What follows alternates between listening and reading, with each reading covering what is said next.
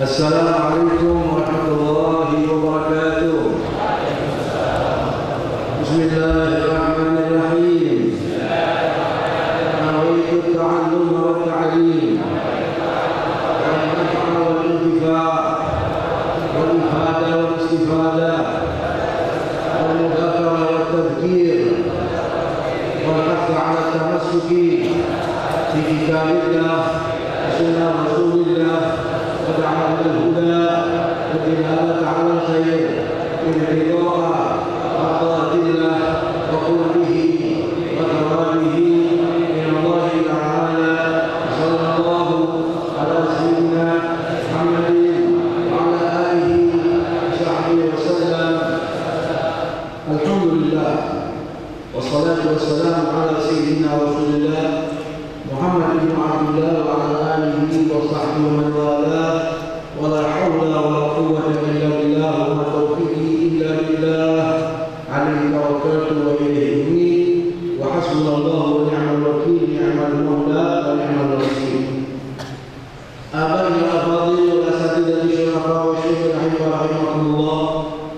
Segenap orang tua kita, para guru, anak cucu baginda Nabi kita Muhammad sallallahu alaihi wasallam, serta para asatidz dan para alim ulama, wabil khusus tamu kita, orang tua kita, Habib Ahmad bin Abdul Rahman bin Tahir.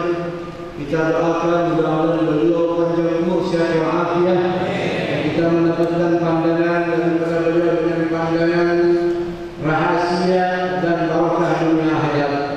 Juga kepada guru kita yang kita cintai, Habib Ja'far bin Muhammad Bagir Al-Attas, mata'allah bikul hayat dan kami, guru kita Habib Bagir bin Alawi bin Yahya, para hadirin hadirat rahimahullah. Setelah kita bersyukur kehadiran Allah bersalawat kepada junjungan baginda Rasul, kita akan membaca bersama hadis yang ke-8 dari hadis Kutubul Khaliqin dan Riyadhus Shalihin. Bismillahirrahmanirrahim. An Abi Hurairah radhiyallahu ta'ala anhu qala qala Rasulullah sallallahu alaihi wa alihi wasallam min husni islamil mar'i tarkuhu ma la ya'ni. Hadithun hasanun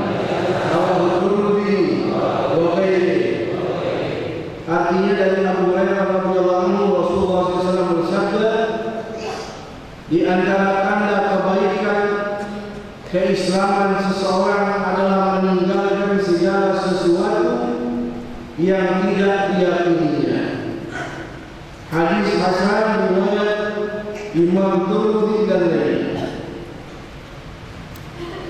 Hadirin hadirat rahimakumullah, hadis ini hadis yang ke-8 dari rangkaian hadis Kutubul Khaliqin min syarh Riyadhus Shalihin yang dirangkum oleh Sayyid Habib Umar bin Muhammad bin Salim Habib. Semoga Allah panjangkan usia beliau, sehat walafiat, dan semoga Allah kabulkan segala hajat-hajatnya. Yaitu hadis yang diriwayatkan oleh Imam Abu Hurairah yang bernamakan Abdurrahman bin Sakhar, semoga Allah meridhoinya dan semoga kita mendapatkan barakahnya. Hadis ini beliau berkata, qala Rasulullah SAW, Rasul bersabda, min husni islamil mar'i tarkuhu ma la ya'rif. yang mana di antara tanda kebaikan keislaman seseorang adalah meninggalkan segala sesuatu yang tidak dia inginkan. Hadis ini saudara merupakan jawami kalam Nabi sallallahu alaihi wasallam. Dan hadis ini pada intinya yaitu hadis yang memberikan kepada kita pendidikan agar bisa mendidik jiwa nafsu kita, sehingga terlepas dari segala sifat-sifat tercela yang menyebabkan kita menyesal di akhirat, yaitu kebiasaan membuang-buang waktu. Kita lihat hadis yang pertama dikatakan husnul Islam min mar'i, dan daripada tanda kesempurnaan Islamnya seorang muslimah, tanda orang muslim yang imannya bagus dan sempurna. Amin. Seorang muslimah yang imannya sempurna, yang dia pasrah di dalam mengikuti segala ajaran-ajaran agama Islam itu sendiri, punya sifat. Sifatnya apa? Tarkuhu ma'alih, yaitu dia meninggalkan sesuatu yang tidak ada manfaatnya, baik sesuatu yang munculnya dari ucapan, ngobrol, bicara, diskusi, telepon, SMS, WhatsApp, Facebookan, Twitter, atau sesuatu yang tidak ada manfaatnya yang muncul dari sikap perilaku perbuatan kita. Segala sesuatu yang tidak ada guna, ayma la yatata'allaqu inayatu bihi qawlan kana aw fi'lan aw ma la yata'allaqu bi darurati hayatihi fi ma'ash aw salamati ma'adini. Segala sesuatu yang tidak ada manfaat ketika kita berucap, ketika kita berbicara, ketika kita melakukan perbuatan, maka sesuatu itu dikatakan malayani, sesuatu yang harus ditinggalkan. Mudah-mudahan dengan taklim kita bisa mendapatkan ilmu, bisa mendidik kita punya waktu menjadi waktu yang penuh barakah. Amin. Tidak berkata sesuatu apapun kecuali yang manfaat. Tidak berbuat sesuatu apapun kecuali yang mendatangkan manfaat, baik dari manfaat dunia ketika kita masih hidup di dunia ini, maupun manfaat yang akan kita peroleh nanti di hari akhir.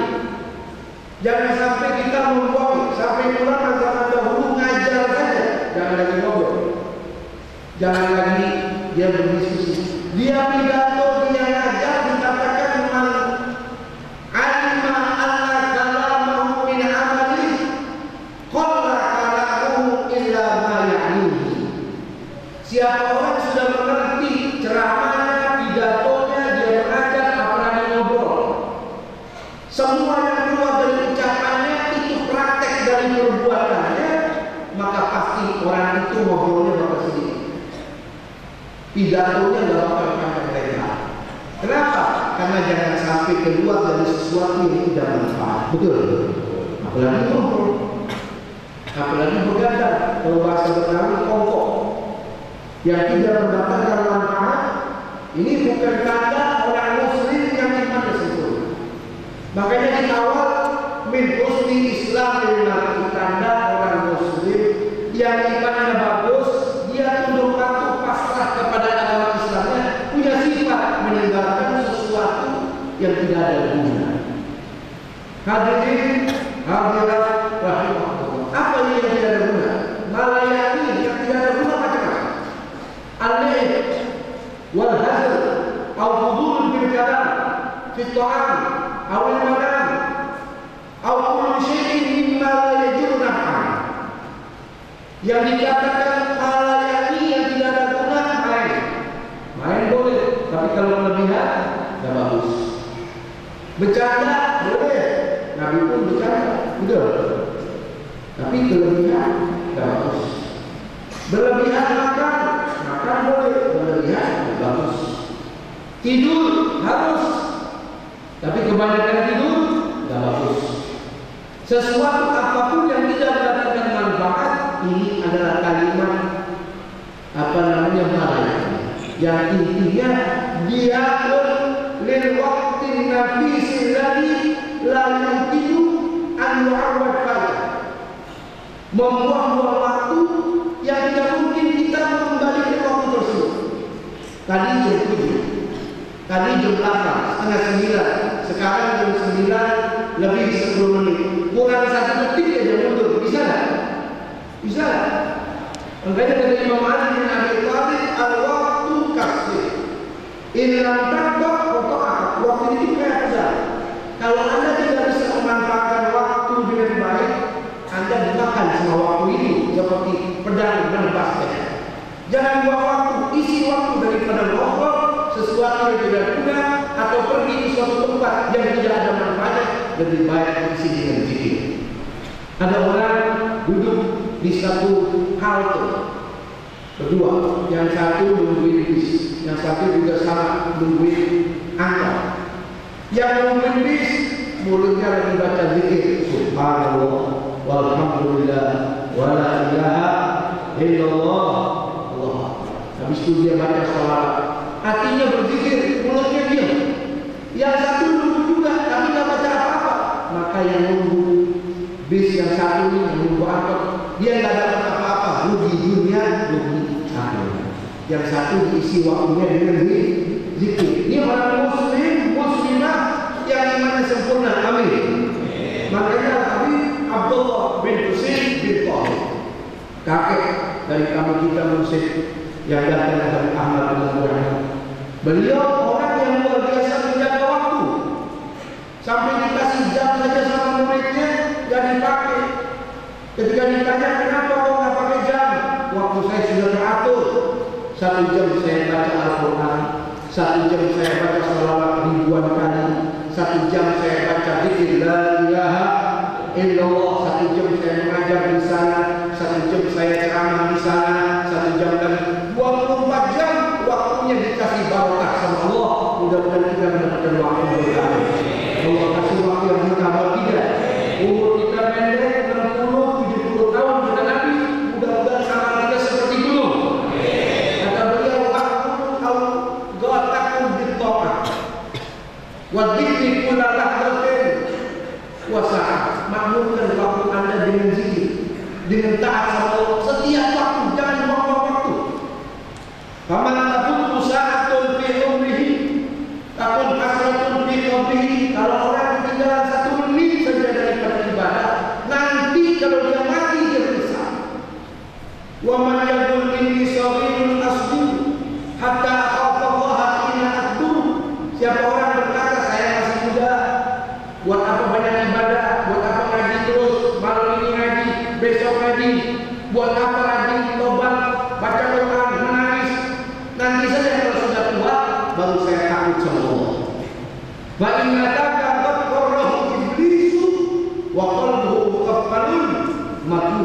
itu orang yang begitu, yang nunda-nunda ibadah, nunda-nunda taubat. Ini orang hatinya sudah dibisikin, diselimutin sama iblis. Na'udzubillah min la khaira fi man lam yakun shadiqa wa lam yakun bi'aynihi basira. Tidak ada kebaikan kalau orang yang nunda-nunda taubat. Buang-buang waktu, pagi ngobrol, siang gosip, sore ngobrol, malam gosip, tengah malam Facebook. Waktunya habis. Makanya cari teman yang baik. Waktunya ikhwani kullu musyrik inna qarina bil qarini. Yang tadi cari teman yang baik, ngajak kita berbuat baik. Wa suhbatul akhyari lil qalbi dawa.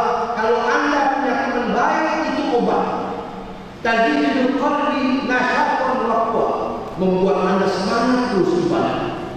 Wa suhbatul juhali da'un wa ama takunil qalbi saqimin saqama. Kalau punya teman enggak sholat, punya teman kerjaannya bergosip, punya teman kerjaannya buang-buang waktu, akan menambah penyakit yang sudah ada dalam hati kita.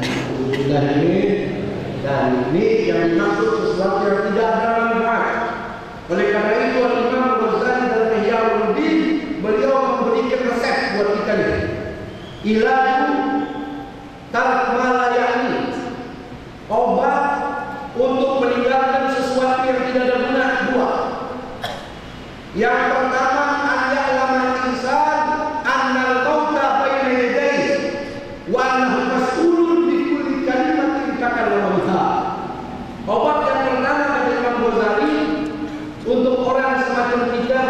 mungkin suka buang-buang waktu di luar ibadah.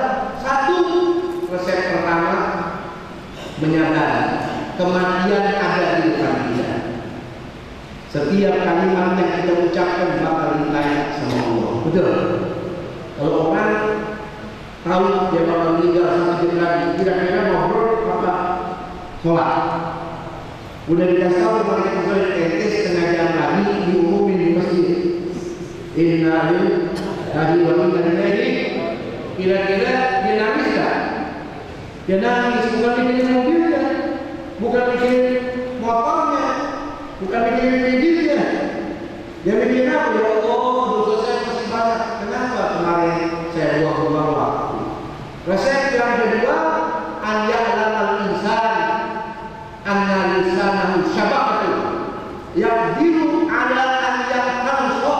Dia ingat ini lidah ini seperti perangkap.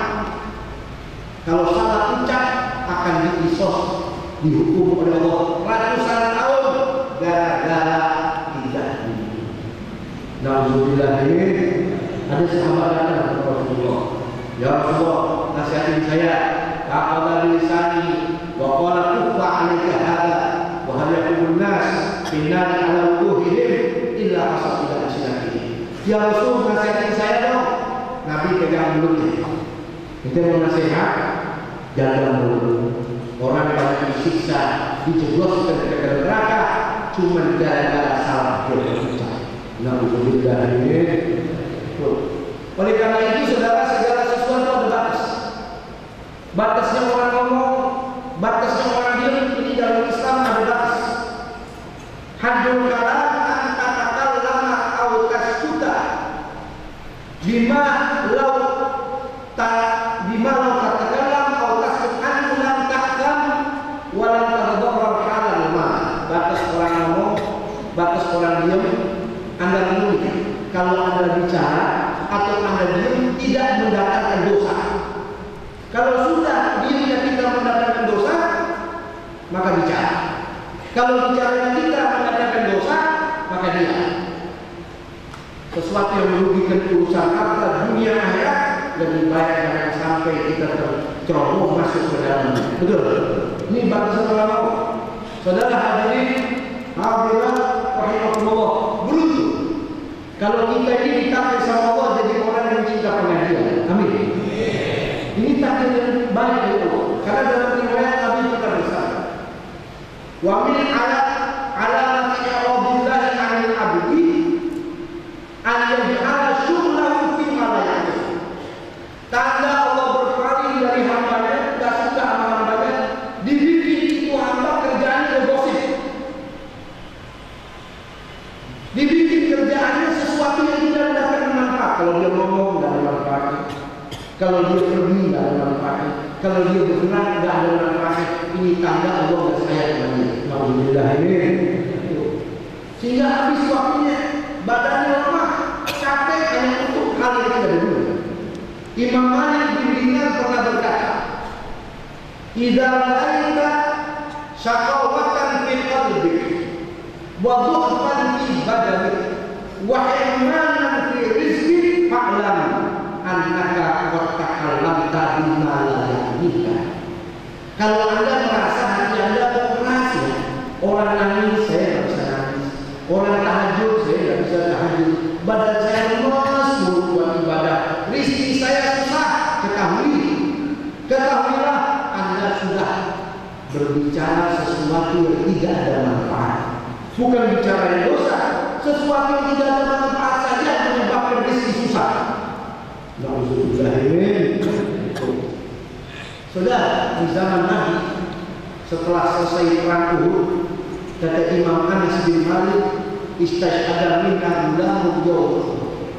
Ada anak kecil ikut perang Uhud, sudah beranjak dewasa, tapi belum tua, masih mendekati usia muda, ikut perang bersama Rasul, perang Uhud, gugur sebagai syahid.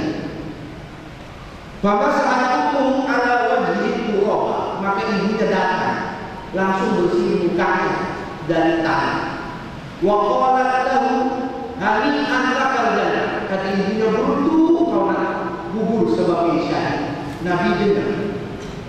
Nabi dengar. Faqala wa ma yudriki la'allahu kana yatakallamu bima la ya'ni wa yadhallu bima ya'ni. Wahai ibu, tak dulu. Jangan bilang beruntung surga. Boleh jadi anak itu waktu hidup pernah berbicara sesuatu yang tidak ada guna, atau pelit atas apa yang mestinya bisa dia keluari. Belum tentu jadi syahid. Saudara, ketika perkumpulan semacam ini, Nabi pernah bersabda, "Awwalu man yadkhulu alaikum rajulun min ahlihi." Hei kalian dalam majlis, kata Rasul, siapa yang datang nih orang pertama dari pintu ini, saksikan itu orang penghuni surga. Sahabat itu tiba-tiba baca Abdullah bin Salam. Tiba-tiba ada sahabat Nabi namanya Abdullah bin Salam masuk. Faqam nasiye, semua orang datang berdiri nyambut dia. Wa qalu akbirna bi awqati amalika fi nafsik. Hai Abdullah bin Salam, kasih tahu kepada saya apa yang menyebabkan Anda ini ditandai sama Nabi penghuni surga. Qala inna amali wa dhaifun, amal saya sedikit, lemah saya punya amal. Awqatuma al-bihi, tapi ada yang saya rasai. Yang paling menonjol saya punya amal dua. Salamatus sadri, saya punya hati ini saya jaga. Yang kedua, atruku ma la ya'ni, saya tinggalkan sesuatu yang tidak ada guna, baik dari ucapan maupun perbuatan, sehingga ditandai oleh Rasul, ini orang yang masuk kepada kalian adalah penghuni surga. Hadirin hadirat rahimahullah, semoga kita menjadi orang cerdas. Imam Syafi'i pernah berkata, salah satu kazibu bil aql. Ada 3 macam hal yang bisa menyebabkan orang jadi cerdas. Yang pertama, mujalasatul ulama, banyak kumpul duduk di majlisnya para ulama. Yang kedua, mujalasatul sholihin, banyak duduk di hadapan orang-orang saleh. Yang ketiga, tarkul kalam bima la ya'ni, meninggalkan ucapan yang tidak ada guna. Kalau orang punya 3 hal ini dipuji semua. Alladzina hum 'anil lagwi mu'ridun, mereka orang-orang yang dari kelalaian berpaling dari sesuatu yang tidak ada manfaat, mereka menjauh. Ini dipuji oleh Allah. La khaira fi katsirin min wahum illa man amara bi sadaqatin aw ma'rufin aw islahin bainan nas. Mudah-mudahan Allah kepada kita yang sedikit ada manfaatnya yang lain. Wallahu a'lam bishawab. Rabbi zidni ilma. Assalamualaikum warahmatullahi wabarakatuh.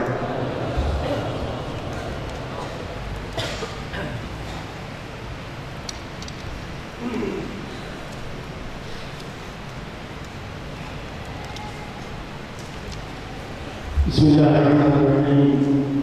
Alhamdulillahirrahmanirrahim. Wassalamu ala sayyidil mursalin wa ala alihi sayyidina wa habibina wa syafi'ina wa qurrati a'yunina wa nuri qulubina Muhammadin wa ala alihi wa sahbihi ajma'in. Wa alaikum rahimahullah ta'ala wa adana naf'ihi wa barakati ulumihi wa bikum fi alaini amin wa radiyallahu ankum wa ta'ala wa ta'ala wa tadhkuru wa tadhkir wa ibadah wa istibadah والنفع والانتفاع والحفظ والتمسك بكتاب الله وسنة رسول الله ومن ذكر بالقول والخير اتباع امر وابتداء وقربه وتواضع من الله سبحانه وتعالى.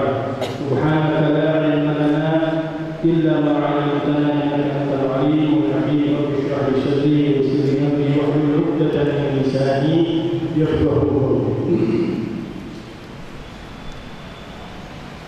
قال رضي الله عنكم ومعاصي الجوارح، واما معاصي الجوارح فمعاصي البطن مثل اكل الربا وشرب كل مسلم واكل مال اليتيم كل ما حرم الله عليه من المأكولات والمشروبات.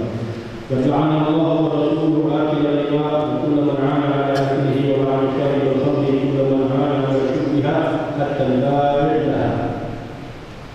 Alhamdulillah, alhamdulillah, malam hari ini kita masih berkumpul di dalam majlis Rasulullah SAW. Berdoakan kepada Dewan Guru kita Al-Habib Ali bin Rahman Al-Habsyi bin Muhammad bin Ali bin Yahya dan tamu kita yang datang dari Masjid Al-Haramut Yaman. dari Allah Muhammad bin Rahman bin Tahir, Akhil al-Qadir, Sayyidullah al-Iqbal al-Mahmud, Muhammad al-Baqir, al-Atas, al-Hakim Ramzi bin Buhari bin Rahman bin Ali bin Musa, semuanya. Bahkan yang ingin kita hadirkan di dalam hati kita, yang kita yakin di dalam sanubari kita, dan yang hadir ataupun yang tidak hadir, mudah-mudahan Allah Subhanahu wa Ta'ala selalu memberikan limpahan rahmat, maghfirah, hidayah, taufik, serta inayah dari Allah Subhanahu wa Ta'ala, diberikan keberkahan dunia sampai akhirat. Amin, amin, amin ya rabbal alamin. Hadirin hadirat rahimakumullah, para pemirsa setia televisi Nabawi dan yang menonton dari streaming website Nabi Sallallahu Alaihi Wasallam, semua mudah-mudahan Allah sampaikan hajat-hajatnya, diberikan kemudahan Allah Subhanahu wa Ta'ala, diberikan keridhaan Allah Subhanahu wa Ta'ala. Amin ya rabbal alamin. Di dalam pembahasan pada malam hari ini berkaitan dengan ma'asil jawarih, kemaksiatan anggota tubuh. Anggota tubuh kita ada 7 yang menjadi patokan, karena 7 ini merupakan lambang simbol dari 7 pintu neraka Allah Subhanahu wa Ta'ala.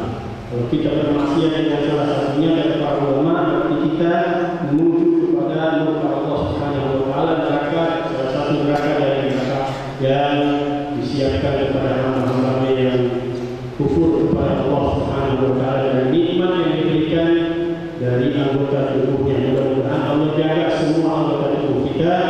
Selain yang kemarin pada yang minggu-minggu yang lalu kita telah sempurnakan pembahasan dari ma'asil qalbi wa fa'atih, kemaksiatan hati dan ketaatan yang mudah-mudahan Allah berikan manfaat di dalam ilmu kita untuk kita amalkan. Ilmu yang bermanfaat adalah ilmu yang diamalkan.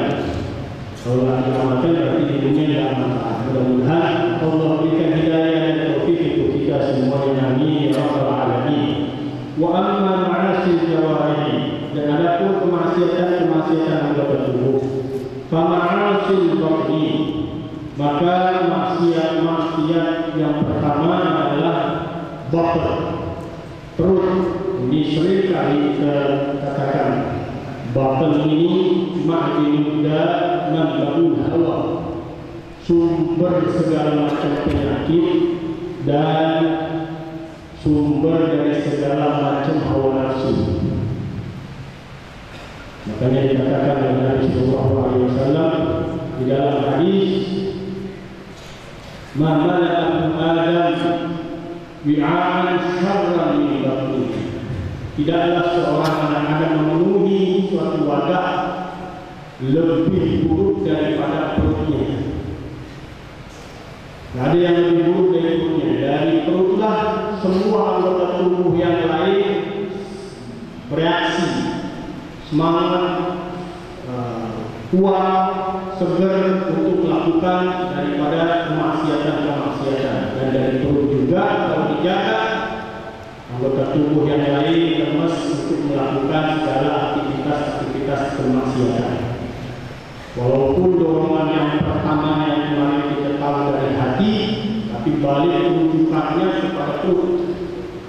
Kalau perut sudah masuk hal-hal yang haram, man akala al-haram hasad jawarihu sya'an. Seorang yang makan makanan yang haram, maka bermaksiat daripada anggota tubuhnya, mau atau tidak mau. Kita sadari atau kita tidak sadari, kalau sudah masuk makanan haram dalam perut, waliyadzubillah, pasti anggota tubuh yang lain bermaksiat. Dari keinginan makan timbul keinginan untuk mengumpulin duit, mengumpulin harta. Betul. Kalau sudah punya keinginan makan, pasti makan tidak ada yang lain. Sulit untuk mencari orang-orang yang kasih makanan kita yang enak yang selera kita tanpa kita tidak bayar. Harus bayar. Cari duit timbul penyakit hati. Naik, saling hasad, saling dengki, saling mana-mana itu menjalan. Kemudian dari mengumpulkan duit timbul penyakit namanya hubul jah, cinta kepada jabatan, ingin disandung, ingin dijaga, ingin menguasai hartanya, dan timbul sifat-sifat yang lain daripada yang kemarin telah kita bahas di dalam penyakit hati. Walhamdulillah, sumbernya perut kalau dijaga dengan baik. Kemarin kita katakan mengakal halal arba'ina yawman usfa'an malakutis sama. Seorang yang makan 40 hari dari yang halal, maka dia akan dibukakan Allah Subhanahu wa taala dari keajaiban-keajaiban kerajaan Allah yang di langit. Dimakan halal ini sangat berat, sangat sulit untuk kita, walaupun semuanya sudah jelas halal bayyin wal haram bayyin. Halal itu jelas dan haram itu jelas.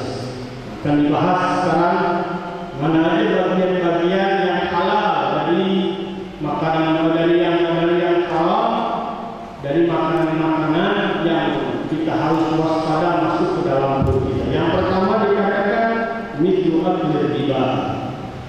Ini tidak ada yang mandi.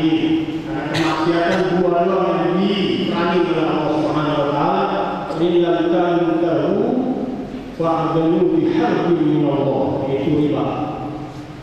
Allah halallahu bai'a wa harrama riba. Allah menghalalkan daripada perniagaan, perdagangan, bisnis, wa harrama riba. Dan Allah mengharamkan daripada riba. Riba yang paling kenal ribaul fadl. Dan dia katakan kullu qardin yang manfaatan fahuwa riba. Setiap pinjaman yang menarik keuntungan itu riba, walaupun bentuknya manfaat saja.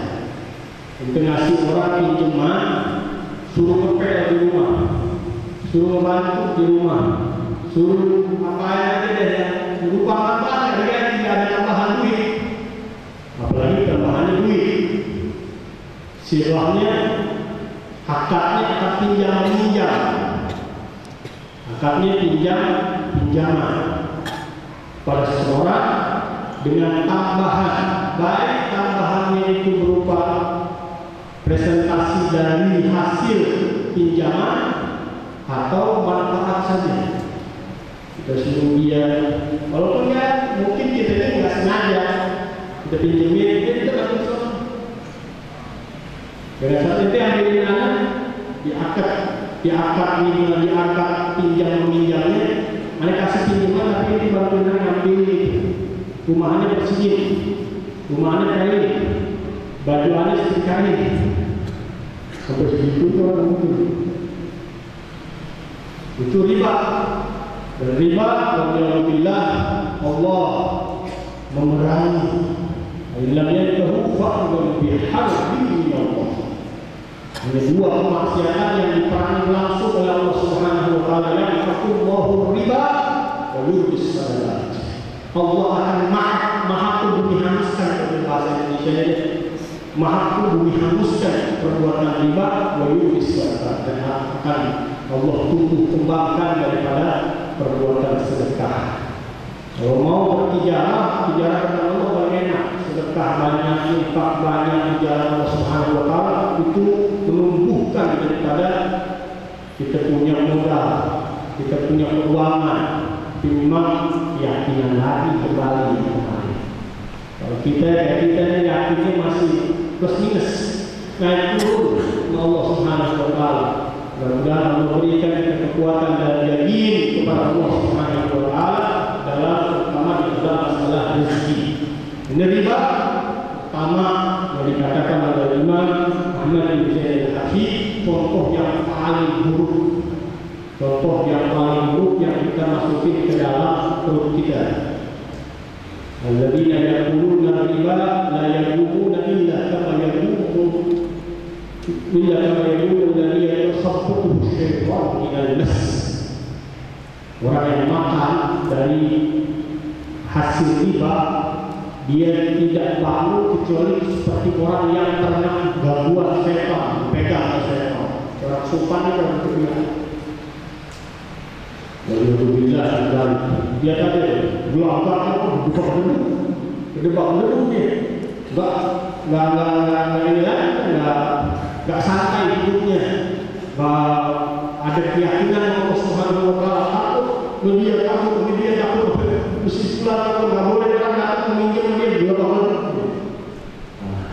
ini orang ini alhamdulillah di dalam dirinya ada makanan juga nggak bisa nahan emosi, nggak bisa nahan diri, takut dengan segala orang yang meminjam dengan dia, apalagi orang-orang yang kami kenal bahaya. Dia bisa seperti orang kesurupan. Alhamdulillah. Dan yang pasti balasan yang dari Allah Subhanahu Wa Taala yang hak. Allah menghabiskan, dicabut dari akarnya, dia nggak punya hak sama sekali kalau dia tidak bertobat kepada Allah Subhanahu Wa Taala. Kalau dia bertobat, walaupun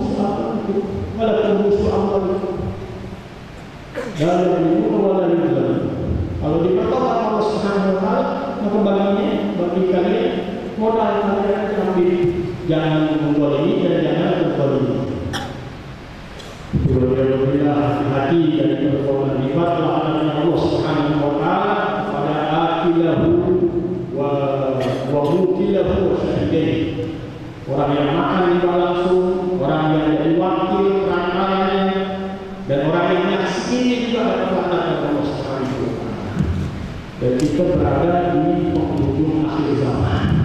Di akhir zaman Rasulullah mengatakan ya'ti 'alan nasi zaman min ummati an-nas ya'kuluna riba wa ya'kul minha wa sabra min riba. Pada masa di umatku, suatu zaman di umatku, manusia semua makan dari riba. Kalau tak makan dari riba, terkena dari dunia riba. Alhamdulillah, semuanya kita dengan sistem yang dibuat oleh orang Yahudi dalam finansial kita, rata-rata keuangan kita diproses melalui bank. Tidak ada yang sekarang makan dari emas langsung ya, atau tuker-tukeran makanan, pasti beli dengan duit kebanyakannya. Mungkin ada pasti orang-orang yang Allah Subhanahu Wa Taala dijaga Allah Subhanahu Wa Taala.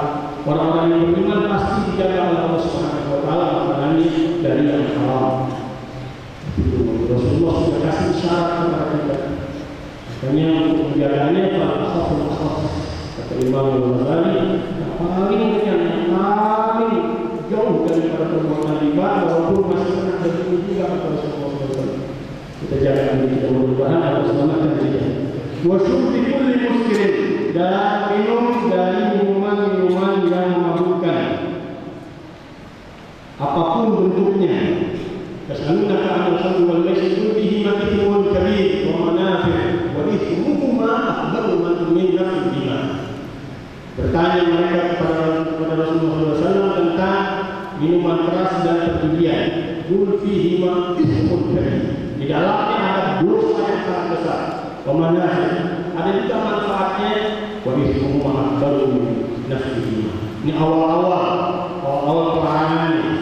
Setelah itu Allah langsung melarang semua perbuatan judi dan muskil. Namanya masih ada dibilang ada manfaat, tapi setelah itu dilarang langsung oleh Allah Subhanahu Wa Taala. Tidak boleh lagi minum dari minuman keras yang memabukkan. Kullu ma askara kathiru fadalihu haram. Kullu ma askara kathiru fadalihu haram. Yang apa-apa yang memabukkan minumnya, yang banyaknya maka sedikitnya pun haram. Sekadar setengah yang mabuk, sedikit gelas yang mabuk, tetap haram. Masih sadar, tetap haram. Dan kemudian dikiaskan oleh ulama, kalau ini hanya minuman, dikiaskan oleh ulama setiap hal-hal yang menghilangkan akal dari segala macam benda, bukan lagi minuman, obat-obatan yang kita kenal sekarang, atau daun-daunan yang kita kenal sekarang, semuanya juga masuk ke kategori suatu yang memabukkan, yang menghilangkan akal seseorang. Karena dasarnya dari bahwa wala jangan kau merusak dan jangan membahayakan orang dan jangan juga mau membahayakan orang.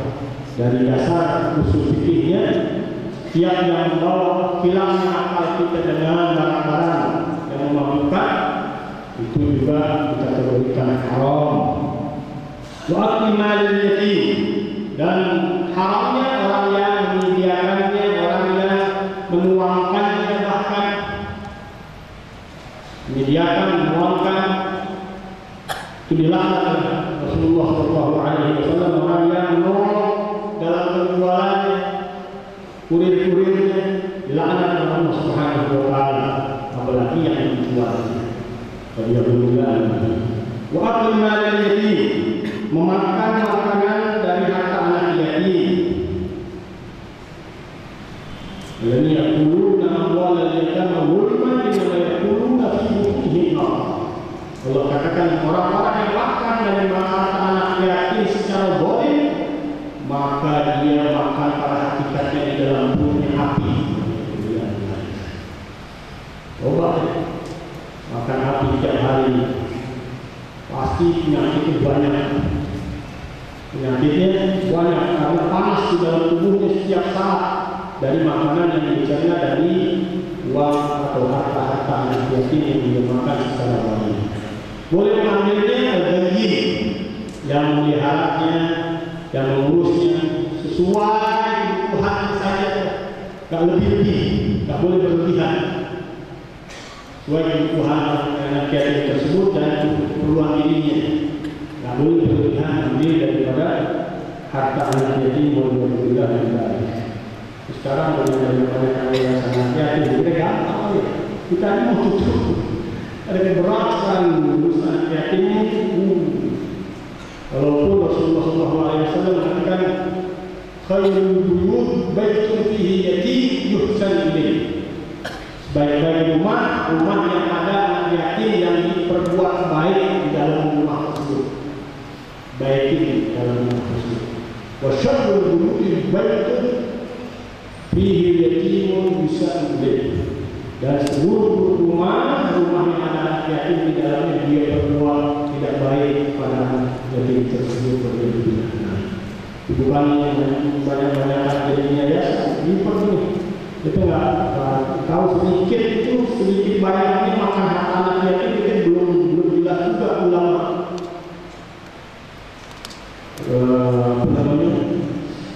Jumlah sedikit banyaknya itu masih bernomor bahaya kalau kita sembarangan di dalam hitungan masalah makan yang dibolehkan orang yang melihara anak yatim di dalam. Kayak sekarang sih kayaknya susah untuk warak ya. Susah untuk warak. Kenapa? Nyari untuk dihiasan, nyari kelebihan dengan keuntungan nyari dari anak yatim yang ditampung. Jadi sulit itu harus benar-benar hati-hati sekali. Wa kullu ma harrama Allahu 'alaihi min al-ma'kul wal-mashrubat, dan segala sesuatu yang Allah haramkan dari sisi makanan dan minuman-minuman. Makanan jelas, anjing, babi dan keturunan keduanya. Makanan yang hewan yang mempunyai kuku dalam memakan makanannya, kemudian berbuas, kemudian hewan yang bertaring, kemudian minuman dari susu dari hewan yang tidak makan dagingnya, sesuatu suci. Kalau daging nggak makan, haram susunya. Kemudian air jis boleh diminum. Kemudian daripada minuman-minuman yang berada di dalam kategori memabukkan. Wa qad ja'ala Allahu wa rasuluhu al-riba wa kullu man 'ala 'ala aklih. Sungguh Allah telah melaknat dan Rasulnya orang yang memakan riba dan orang-orang yang menolong untuk memakannya. Wa la'ana syarib al-khamri, dan Allah melaknat orang-orang yang minum minuman khamr. Wa kullu man 'ala 'ala syurbiha. Walaupun nasnya khamr kata Rasulullah SAW di dalam hadis tentang akhir zaman, ya'ti 'ala an-nasi zamanun an-nasu yashrabuna min al-khamr allati tubaddal bi ghairi ismiha. Akan datang satu masa di umatku, orang banyak minum minuman keras yang sudah diganti nama-namanya. Namanya bukan khamr lagi, banyak. Wa kullu man kana 'ala syurbiha, dan setiap orang yang menolong untuk minum minuman tersebut, hatta al-ba'daha. Itu juga orang yang menjual dan minuman tersebut. Alhamdulillah, mudah-mudahan Allah selamatkan diri kita, perut kita ini dijaga jangan sampai masuk dari yang haram. Kullu lahmin nabata min haram fannaru awdabih. Maka dikatakan setiap perut yang masuk dari yang haram, kemudian setiap orang yang makan dari yang haram, kullu lahmin, setiap daging yang tumbuh dari makanan yang haram, maka api neraka tempat yang utama baginya. Kalau orang yang warak kita bisa ceritain si yang Imam Abu Hanifah dagang satu pakaiannya ada yang robek, dijual global, grosir seperti dia bilang, grosiran jual kain ya, yang dari kain sebut ya, lalu dijual dengan harga yang tinggi, orang dapat pembeli, masya Allah, beli dengan harga yang mahal. Tapi ada satu dari kain tersebut yang cacat, yang tidak diterangin kepada si pembeli. Pikirnya pembeli ya, di grosiran juga tidak mungkin meneliti semuanya. Kemudian dikabarin ini pembantunya kepada Imam Abu Hanifah. Dan Abu Hanifah sekarang kita dapat pembeli, masya Allah, dia borong semuanya pakaian-pakaian yang kemarin kita pajak dan beli semuanya. Kata Abu Hanifah, bilangnya ada satu pakaian yang punya cacat. Ya, ada sempat nggak kabarin lagi. Kata Abu Hanifah, kalau begitu jangan kau sentuh itu uang, modalnya, keuntungannya sedekahin semua. Aku nggak mau makan dari satu barang yang ada syubhat dalam keluarga. Begitu juga dengan Abu Bakar Siddiq, beliau setiap makan pasti nanya 70 pertanyaan dulu sebelum makan sesuatu. Suatu saat dalam keadaan lapar, pembantunya yang dia makan dimakan langsung. Tanya pembantunya, wahai begini, tumben nggak nanya makanan dari mana? Setelah sadar, Abu Bakar bertanya, dari mana ini makanan? Aku tadi mampir di tempat orang lagi kawinan, dan saat yang kawin dulu pernah memanggil aku untuk obatin. Dulu dalam aku jahiliyah, aku mengajak dukun. Kamu dalam dukun dia. Maka aku dikasih waktu itu aku sembuhkan, dan salah seorang keluarganya aku kasih lebih makanan itu bawa pulang. Saya Abu Bakar Siddiq langsung dia korek punya mulutnya, dimuntahin semua isi perutnya sampai tanggapnya mengatakan, bahwa pada hari ini apa yang terjadi pada hari kita dalam ini yang kotor itu. Saya Abu Bakar ada makanan yang masuk ke perutku dan makanan yang syubhat, boleh-boleh aja yang dikasih hadiah. Tapi apa? Ada syubhatnya apa? Dulunya dia dianggap dukun. Orang yang dianggap dukun. Berarti ada syubhat dalam makanan ini. Mudah-mudahan itu diberikan Allah Subhanahu wa taala taufik dan hidayah untuk bisa menapaki sifat-sifat orang-orang yang besar di sisi Allah Subhanahu wa taala. Amin ya rabbal alamin. Assalamualaikum warahmatullahi wabarakatuh.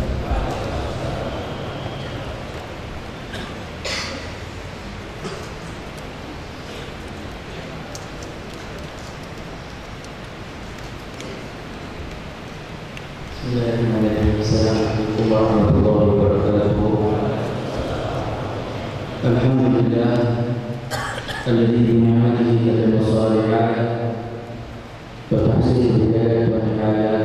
Sallallahu alaihi wa ala sayyidi sadat wa qurratil qadat sayyidina Muhammadin khairil makhluqin fil ardi was samawati wa ala alihi wa sahbihi jumlah wa sahbihi وما تبعه بأحسان يوم الميقات وإلى ما هو فيه برحمة kita ya Arhamar Rahimin, yang kita hormati guru kita, berkhusus tamu kita Habib Ahmad bin Abdurrahman Al-Tahir. Semoga Allah berikan jawaban yang umur sehat afiat. Guru kita Habib Muhammad Al-Tahir, semoga berikan yang umur sehat afiat. Guru kita Habib Ja'far Muhammad Al-Tahir, semoga berikan yang umur sehat afiat. Guru kita Habib bin Abdurrahman Al-Tahir, semoga berikan yang umur sehat afiat. Guru kita Habib Ramzi bin Fuad Al-Musawar, semoga berikan yang umur sehat afiat. Dan para orang tua, para sepuh, para jemaah hadirin hadirat yang dimuliakan Allah, kita semua yang hadir pada malam hari ini, mudah-mudahan kita semua selalu dimudahkan kesehatan, keafiatan. Allah Subhanahu wa Ta'ala memudahkan urusan kita dengan akhirat. Dikabulkan niat kita, hajat kita, harapan kita, doa kita. Amin ya Allah ya Rabbal Alamin. Sedikit melanjutkan apa yang disampaikan minggu yang lalu mengenai pada cara untuk kita mendapatkan cahaya Allah Subhanahu wa Ta'ala. Dia ada tata cara untuk mendapatkan cahaya Allah Subhanahu wa Ta'ala. Kita memiliki rasa takut kepada Allah, memiliki rasa keinginan atas anugerah Allah, memiliki rasa kerinduan kepada Allah Subhanahu wa Ta'ala khususnya.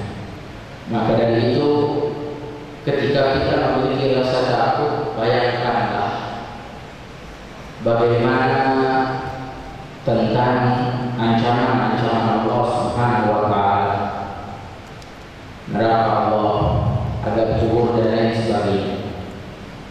Dari rasa takut ini akan mendorong semangat kita untuk semangat beribadah kepada Allah Subhanahu wa Ta'ala.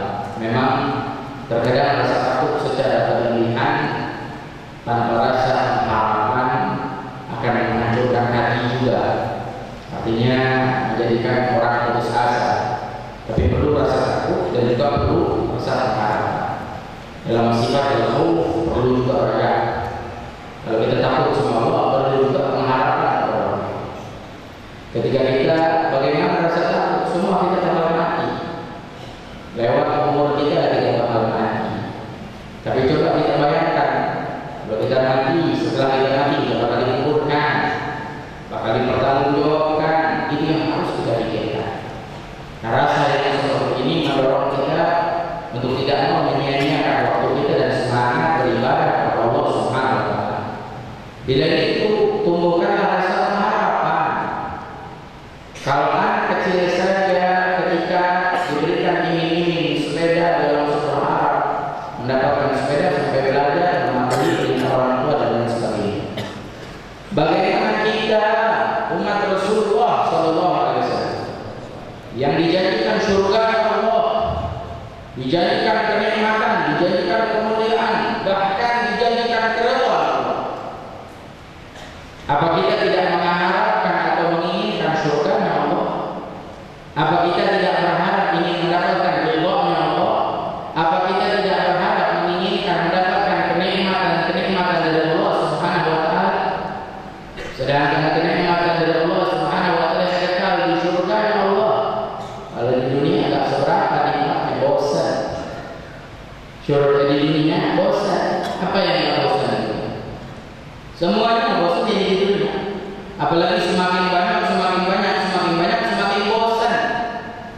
Beda kalau di surga, nikmat semakin bertambah, semakin nikmat, semakin baik, semakin indah. Kayak kita coba makan, ambil nasi satu piring, dah penuh. Kita makan, habis. Piring ini habis, selesai.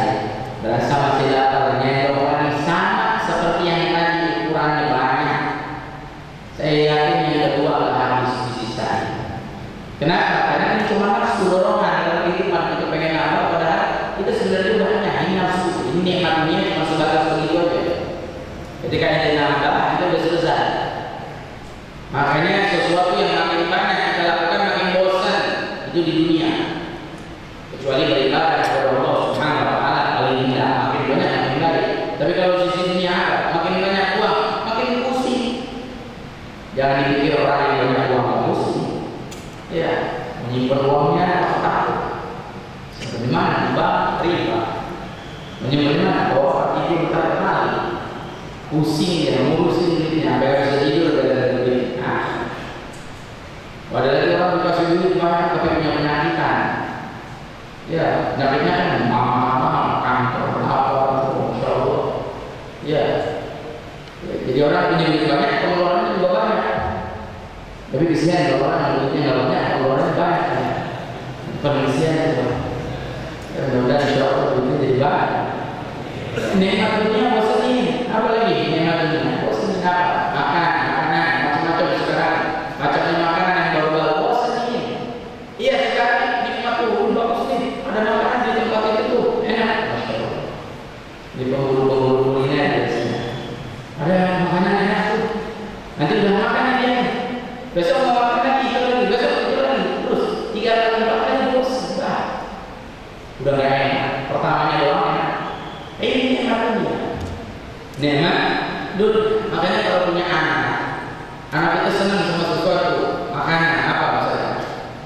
Kita ini udah ngerti makanan ini banyak namanya. Besok kasih yang banyak sekali dia makan kasih yang banyak. Contoh apa?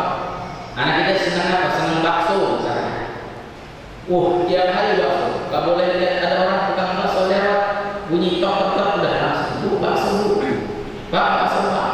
Dia lagi beli bakso ya. Nah ketika dia mau makan bakso ini jangan tahu beli 10 mangkok suruh makan. Makan dia 10 mangkok, tapi 10 mangkok saya yakin bisa makan muntah ya. Nah besok tukang bakso lewat kita yang tawarin nggak usah janji mau bakso saya yakin dia bilang nggak mau. Nikmat dunia ya makanya kita punya anak kecil senang makan permen. Besok-besok beli permen sekali. Kita tahu di depan dia ditutup ini permen buat dia. Ya, insya Allah habis makan nanti bosan dia nggak bakal lagi makan permen. Giginya udah hancur kenapa? Ya, ini maksudnya bosan. Tapi kalau nikmat surga tidak. Nikmat surga agung, nikmat surga mulia. Ini kalau digambar jeruk 1 jeruk. Kalau di dunia kita pakai jeruk 1 jeruk isinya ada 10. Bisa 1 dimakan. Kalau 1 rasanya manis, semua manis. Kalau 1 rasanya asam, semua asam. Kalau 1 rasanya tawar, semua ini dunia. Tapi kalau di surga kita buka 1 jeruk, 1 rasanya manis, nikmat, bagus, enak. Dimakan yang 1 lagi masih dalam 1 jeruk, lebih manis, lebih nikmat, lebih enak dari yang sebelumnya. Makan ini 1 lagi, begitu juga, lebih manis, lebih nikmat, dan lebih enak dari sebelumnya. Ini nikmat surga.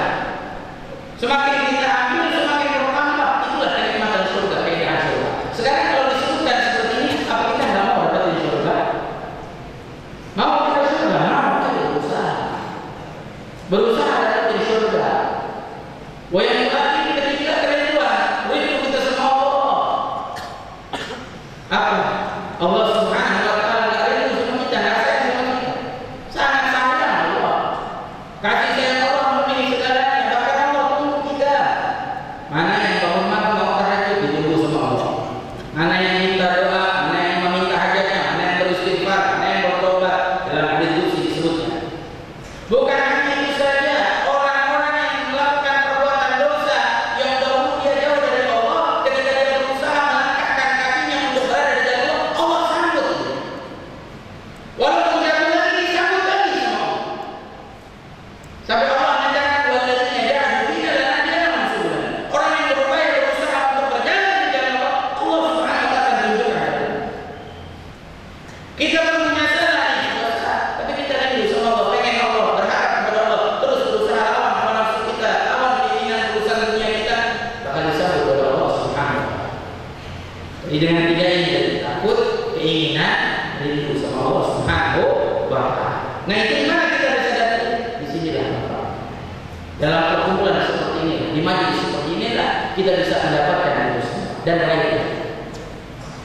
raihlah cahaya Allah, raihlah anugerah Allah, kejar terus. Bagaimanapun kita berupaya terus kejar ke sana ke sini, semampu kita sebisa kita kejar terus anugerah dari Allah. Karena sesungguhnya orang yang berusaha mengejar anugerah Allah adalah orang-orang yang dipilih oleh Allah dan mereka orang-orang yang mulia. Tapi sebaliknya, kalau ada orang yang justru dia menjauhi tempat di mana anugerah Allah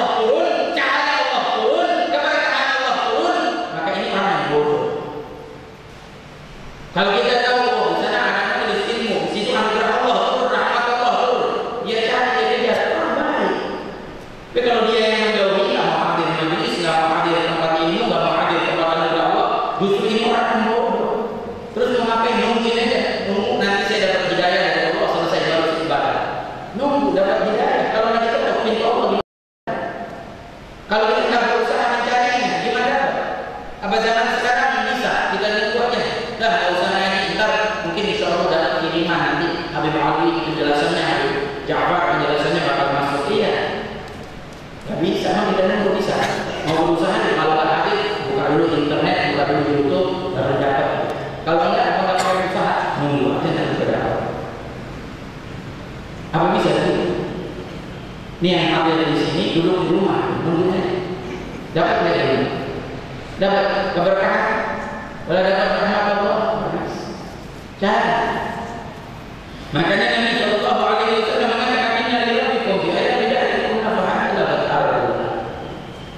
Nabi SAW bilang sesungguhnya Allah Subhanahu Wa Taala di waktu-waktu yang seperti ini, di waktu-waktu yang ada di waktu kita akan memberikan anugerah-anugerah Allah. Maka raihlah, carilah, ambillah, ambil anugerah Allah untuk hidupkan hati kita cahaya Allah Subhanahu Wa Taala. Duduk bersama para ulama, dapat pandangan orang-orang soleh, kumpul bersama pecinta Rasulullah, bersama orang-orang soleh. Biar apa? Biar hati kita hidup kembali dengan cahaya yang Allah Subhanahu Wa Taala berikan. Jadi kalau nggak mau, makanya Nabi SAW bilang di dalam tumbiriya jannah tertahu. Kata Rasulullah, kalau kau jalan dalam taman-taman surga, duduk di situ. Sahabat tanya, ya Rasulullah, apa itu taman surga? Perkumpulan yang mengingat Allah. Itulah taman surga. Seperti kita berkumpul mengingat Allah, ini taman surganya Allah Subhanahu Wa Taala. Tinggal kita yang mau duduk. Rasulullah sampai duduk lagi, ambil. Karena di situ ada nafas Allah, ada anugerah Allah, ada cahaya Allah, ada rahmat Allah yang bisa menghidupkan hati kita, memberikan semangat. Berapa dari orang yang mungkin tadi sebelumnya nggak tahu orang soleh, nggak kenal Rasulullah, walau dia semangat ibadah kepada Allah, tapi dia sempatkan waktu dia duduk di majelis ilmu sejenak saja, dia hadir mungkin subhanallah dalam waktu sejenak Allah bangkitkan hatinya, Allah hidupkan hatinya. Mungkin ada orang yang dulunya rajin maksiat, gemar maksiat, tapi dia sempatkan satu saat untuk duduk di majelis ilmu, untuk dia mendapatkan anugerah Allah. Dengan sejenak hal dulu tersebut Allah jadikan dia mungkin manusia yang lebih baik dari yang sebelumnya, bahkan ini manusia yang lebih baik dari yang lain. Ini anugerah dari Allah yang mesti kita raih, yang mesti kita cari. Mudah-mudahan yang hadir di sini kita semua dapat anugerah Allah, dapat cahaya Allah, dihidupkan hati kita oleh Allah, dibangkitkan semangat kita oleh Allah untuk selalu meraih ridhonya Allah Subhanahu Wa Taala. Amin ya rabbal alamin. Orang yang sudah dapat anugerah Allah, sudah dapat cahaya Allah, hidupnya indah, hidupnya nyaman, hidupnya mulia. Dia mengenal Allah Subhanahu Wa Taala.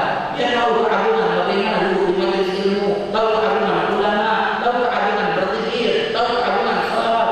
Tapi banyak orang di sekeliling kita nggak kenal wala salawat, wala zikir, wala ulama, wala orang soleh. Bahkan ada yang merendahkan orang soleh, merendahkan ulama. Kenapa? Karena mereka tidak tahu, tidak kenal bagaimana keagungan mulianya orang-orang soleh di sekeliling kita. Bagaimana mulianya mereka para penuntut ilmu, bagaimana mulianya orang-orang yang hidup di majelis ilmu. Banyak orang yang belum mengenal. Mudah-mudahan Allah bukakan hati kita semua. Amin ya Allah ya Rabbal. Kalau sudah ada cahaya itu, insya Allah kita jaga. Bagaimana cahayanya kita jaga? Kita bahas di minggu yang akan datang. Allah mudah-mudahan berikan kita pada umur sehat ya. Allah mudahkan urusan kita dunia akhirat. Ayo kita berdoa sama-sama, bermunajat sama-sama. Hadirkan Allah, Allah menatap kita, Allah menatap kita. Banyak orang-orang yang disibukkan dengan dunia, namun saat ini kita sibukkan untuk Allah. Karena Allah dan demi Allah Subhanahu Wa Taala, bukan karena yang lainnya, bukan karena tujuan apapun. Niat kita tulus karena Allah dan karena Nabi kita Muhammad. Dulu jami'an ya Allah, ya Allah, ya Allah, ya Allah, ya Allah, ya Allah, ya Allah, ya Allah, ya Allah. Hamba-hamba yang bersimpuh di rumah, di tempat yang paling kau cintai ya Allah. Kami bersimpuh membawa cinta, kami bersimpuh membawa cinta padamu dan kepada kekasihmu Nabi Muhammad. ketika kami melangkahkan kaki kami menuju tempat yang mulia, karena kami yakin di sinilah ada Rasulullah, di sinilah ada kekasihmu Nabi Muhammad, di sinilah berkumpulnya orang-orang saleh, di sinilah berkumpulnya orang-orang yang dekat denganmu, di sinilah perkumpulan yang turun rahmatmu, di sinilah perkumpulan yang turun anugerahmu, di sinilah perkumpulan yang berisi cahayamu.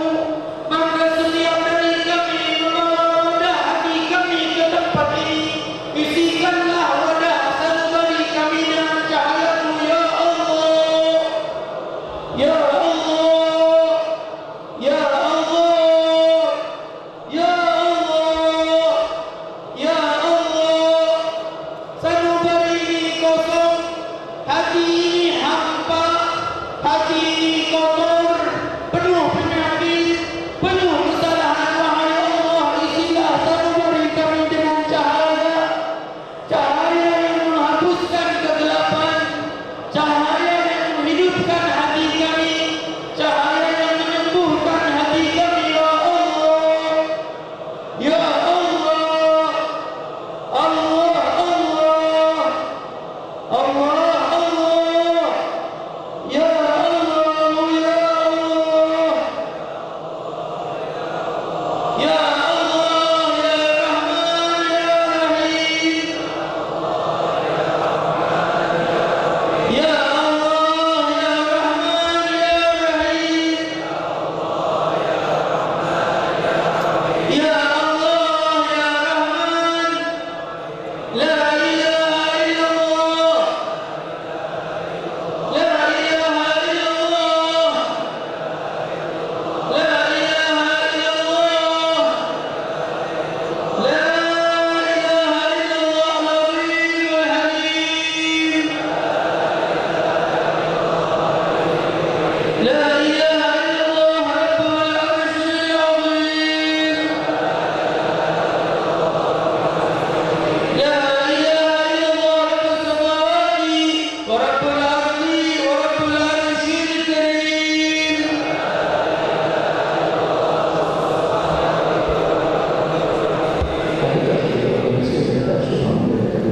Tolong dibacakan surat Al-Fatihah kepada Muhammad Rasulullah Rasulullah